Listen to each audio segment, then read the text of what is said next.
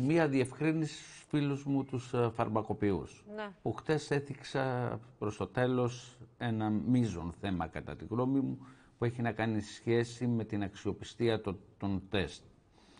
Καταρχάς, δεν αναφέρθηκα στους φαρμακοποιούς. Οι φαρμακοποιοί εσύ λες είναι για τα τεστ που αναγκαίοι. κάνουμε σπίτι μας. Γι' αυτά δεν λες. Όχι, αυτά που γίνονται κάνει στο τα ράπη. φαρμακείο, είπες ότι παίρνουν βεβαίωση ψευδή. Αυτό είπες. Το ότι υπάρχουν.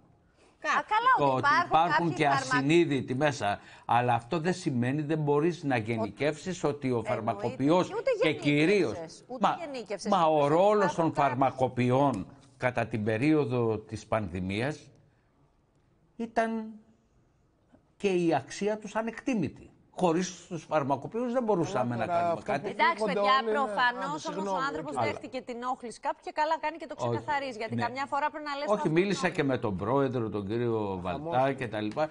Δεν έχουμε, αυτά τα έχουμε ξεπεράσει.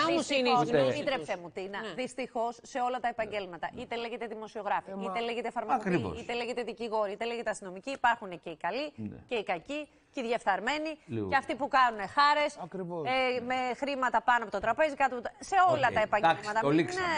Είναι όμως σε γνώση τους, αυτό θέλω να πω. Είπες ένα σημαντικό θέμα. Αν το γνωρίζει ο πρόεδρος των φαρμακοποιών, είναι σε γνώση τους. Εντάξει, δεν είναι. Και ο πρόεδρος είμαι στην αγορά είναι. Λοιπόν, Λοιπόν, ακούστε να δείτε. Εδώ να πω κάτι. Θέλω να